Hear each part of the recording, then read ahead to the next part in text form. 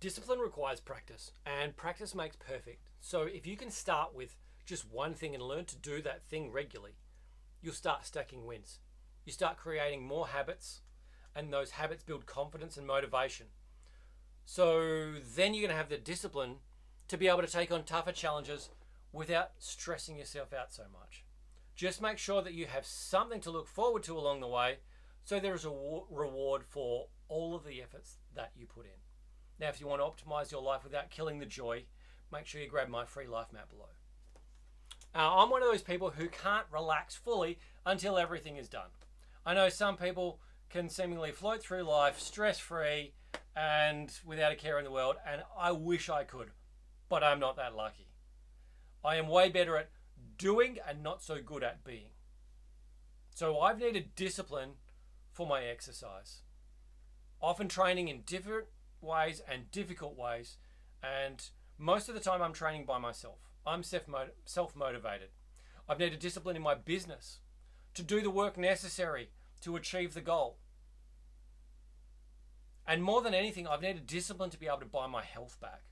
Discipline to learn new strategies, learn new skills, spend money not knowing if it's going to work, quite often really big money, and then to be able to stick with the treatment protocol for a long term, no matter what is happening in my life. The more disciplined I got, the more productive I became.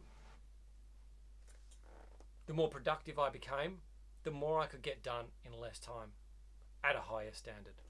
I was also able to look back at my day knowing that I had everything done I wanted to need, and I could just fully relax and recharge after that point. So here's how you can practice self-discipline without killing the joy in your life. Start with one habit, just one. Work on that one habit. Do that one thing. They say discipline to build a habit is going to take 21 days. So if you can focus all of your discipline on just doing that one thing, that is going to set you up for success. Next, I really recommend you find an accountability partner or a group, someone to be able to hold you accountable for doing the thing that you want to do. Yes, it's self-discipline, but initially to build the discipline, you need a coach or a strategist or a cheerleader, someone to help you do what you got to do, keep you on focus. Because if you can get that first habit set up, great. If you can set up multiple habits, great. You've built discipline, but you can't just instantly have discipline. Discipline is a practice. Like a muscle, it needs to be practiced regularly in order for it to grow. So you just got to find someone who can help keep you on track and get you through the start. If you can have someone who you're accountable for, you're more likely to stick with doing whatever it is. Now, if you're going to work on a longer term project, business or personal, you might need someone to really keep you on track with that. Maybe you are doing some sort of investment strategy. Maybe you need a finance coach or a good financial planner on your team to be able to keep working with that so that you can stay on track. Maybe you need to have a group to be able to train with because you're going to train for an Ironman triathlon. Maybe you need a business coach to keep you on track with building your business and doing everything you need to do. The accountability of having someone who's looking at you is like, right, are you doing the things you need to do to get you where you want to go? Very important.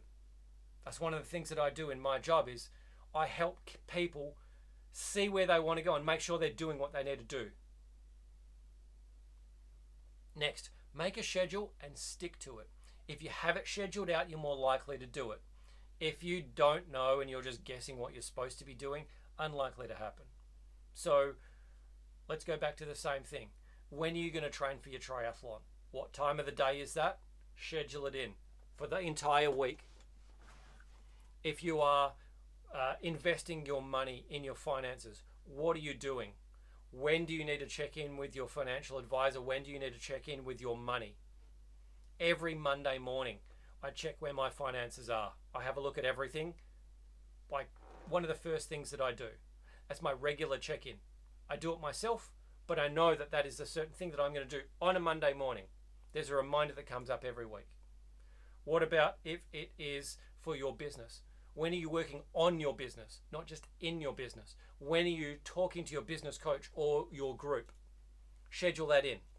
If it's scheduled, you're more likely to stick to it. If you're not sticking to it, well, you might need to move it to somewhere else in your schedule so that you're more likely to stick to it.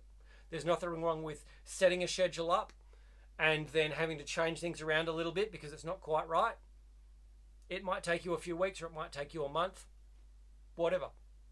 But just schedule it in there, stick to it as best you can, and work on optimizing it as you need to. Next, make sure you've got something to look forward to each week.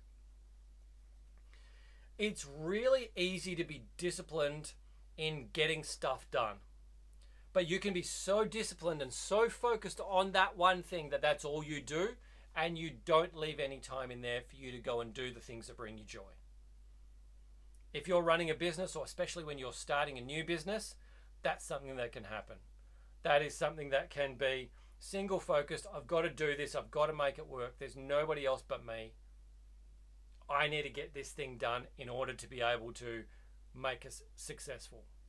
And then you forget to have a social life. You forget to contact your friends. You don't set anything up. You get around to the weekend and you don't have anything on. So you just work some more and you keep on working, and all of a sudden it's Monday and you're back to it again. Find something that you can do every week to be able to look forward to. Whether it's a hobby or a sport or catching up with some friends or just hanging out on the weekend or seeing your family for a regular meal. Something in there that is going to bring you joy that you can always look forward to. Because I found that with everybody, myself included, if you have weeks where there's nothing to look forward to or nothing to get excited about, life gets really, really, really hard. And all of that discipline that you spend the time doing, you don't feel like it's worth it anymore because there's no reward at the end. What's the point of me putting all of this discipline in when I'm not getting anything out of it? So give yourself something to look forward to, something to do every week that's going to make sure that you are excited about what comes next. Have something to just be like, yep, cool, I've worked really hard. I can take a breath and relax and go and have a good time over here. Finally, celebrate the wins, big or small. Doesn't matter if it's a big win where you have just completed a massive project or you have crossed out your thing for the day and you're just like, yeah, cool, okay, good, I got that done. I'm going to stop and have a cup of tea. It doesn't matter what the celebratory thing is, whatever the reward is for it. It doesn't matter. It's not about what the reward is. It's about, did you celebrate that achievement? When I sold my business, I bought myself a gold watch as a retirement gift because that's what used to happen. Back in the day, someone worked for a company for 20, 30, 40 years or whatever, and they would get a gold watch. That was my reward. So every time I look at this watch, I think, yeah, I did a good job. All the discipline and hard work that I put in was worth it. Now that might be a bigger reward, but like I said, could just be a cup of tea at the end of it. It could just be giving yourself 10 minutes to watch some YouTube video or something after you've completed a couple of hours of deep focused work at a really high level and you're just like, all right, well, I need to unwind and relax for a little bit. It could just be going for a walk outside for 5-10 minutes.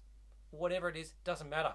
But if you celebrate it, it's going to make it so much easier for you to be able to go and do it again the next time. It's like gratitude. You're grateful for being able to get that thing done, and now you're going to take some time for yourself. So discipline creates freedom. When you have the discipline to do the thing, especially the hard things, you get them done and you create more time and space in your life. You can go and do more of the fun things you want to do. You can go and enjoy more of life. So if you can build that self-discipline in the first place and still have something to look forward to, you build the discipline, you get more done in more time, in less time, and then all of a sudden you've got more time for more of the fun stuff. That's how it works. But yes, that's going to take discipline too. But what would be the point if it was all too easy, right? Now, if you want to create more discipline in your life without killing any joy, join my free Life Map program below. I'll help you design, build, and live a life that you're ready to jump out of bed for and coach you free for 28 days. Click the link below. I'll see you on the inside.